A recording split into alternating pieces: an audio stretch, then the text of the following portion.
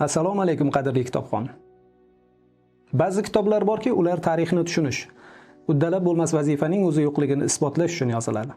Singapur hukumati sobiq rahbari Lee Kuan Yew'ning 3-dunyodan 1-dunyoga kitobi ana shunday durdonalardan biri. Bugun biz 5 daqiqada ushbu kitobni sharhlashni maqsad qildik.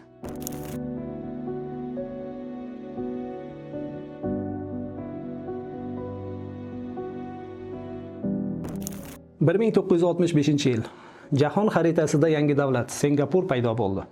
Bu davlat juda qashshoq, kichik bo'lib, oltin, neft, gaz, umuman shu kabi tabiiy boyliklari yo'q edi. Aholi turli millat va tillarga bo'lingan, iqtisod o'lgan, ishsizlik avjida. Ko'pchilik bu davlat mustaqil bo'lganidan so'ng 3 yil ham yashamaydi degan xulosaga kelgandi.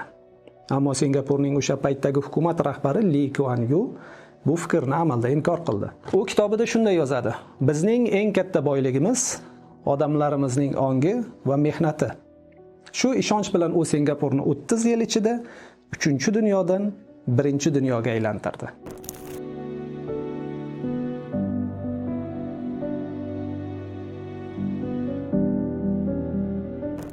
Ushbu kitob quruq, oldi qochdi siyosatga bag'ishlanmagan. Unda halol rahbarlik, mas'uliyat va vijdon bilan ko'p narsa qilish mumkinligi haqida gap boradi. Asarda Lee Kuan Yew o'z hayoti orqali mamlakatni qanday isloh qilganini, qanday qarorlar unga qimmatga tushganini, lekin natija berganini yozib qoldiradi. Lee Kuan Yew korrupsiyani davlatning eng xavfli dushmani sifatida ko'rdi. U agar rahbar pora olsa, butun tizim chiriydi deb hisoblagan. Halollik siyosiy barqarorlikning yagona kafolati ekanini aytib o'tadi. Shu maqsadda u korrupsiyaga qarshi mustaqil byuro, hatto bosh vazirning o'zi haqida ham tekshiruv o'tkazish huquqiga ega bo'lgan tashkilot faoliyatini yo'lga qo'ydi. Lee Kuan Yew davlat xizmatchilarining maoshini xususiy sektor darajasiga yetkazdi, ammo har qanday noqonuniy daromad uchun og'ir jazo belgilandi. Mansabdor pora talab qilmaslikka, boshqalar esa uni bermaslikka o'rgandi, odatlandi. Singapurda bugun korrupsiya deyarli yo'q darajada.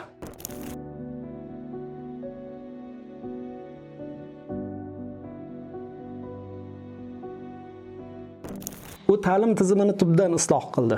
Nazariy bilimdan amaliy malakaga o'tish siyosati boshlandi. Lee Kuan Yew bizga amaliy fikrlaydigan insonlar kerak edi deb yozadi. Shu bois har bir bitiruvchi iqtisod uchun foyda keltirdi. Bundan tashqari ta'limdagi adolat prinsipiga ham katta e'tibor berdi. Hech bir bola kambag'allik yoki millati sababli ta'limdan chetda qolmasligi kerak edi. Har bir bola o'z iqtidoriga ko'ra imkoniyat oldi. Kattakonning farzandi, qarindoshi degan gaplar jamiyatda imtiyoz bermadi. Lee Kuan Yew uchun o'qituvchilik faqat kasb emas, millatning ustuni edi. O'qituvchiga munosib maosh berilmasa, yurt kelajagi xavf ostida qolishi mumkinligini aytib o'tdi. Jamiyatda o'qituvchining darajasi oshdi.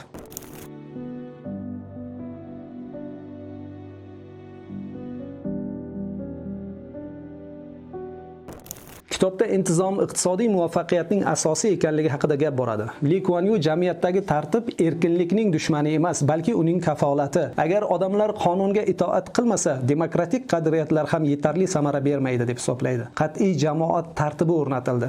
Ko'chaga chiqindilarni tashlash, jamoat joylarida odobsiz harakatlar uchun qattiq jarimalar joriy etildi.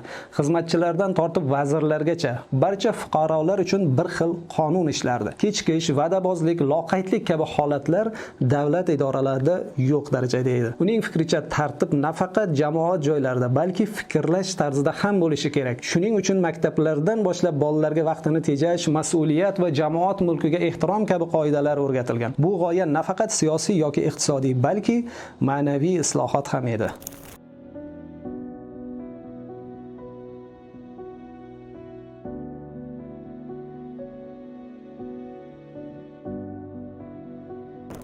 Dunyodan 1-dunyoga kitobi rahbarlar, siyosatchilar va islohotchilar uchun juda kerakli asar. Bu kitobdan faqat tarix emas, rahbarlik madaniyatini o'rganish mumkin. Uning har bir sahifasida bir millatning irodasi, bir insonning vijdoni aks etgan. Lee Kuan Yew bizga bir haqiqatni o'rgatdi. Agar odam o'z mamlakati, xalqini sevsa, uning taqdiriga befarq bo'lmasa, u hatto quyoshsiz orolni ham yorug' dunyoga aylantira oladi. 5 daqiqada ko'rishguncha omon bo'ling.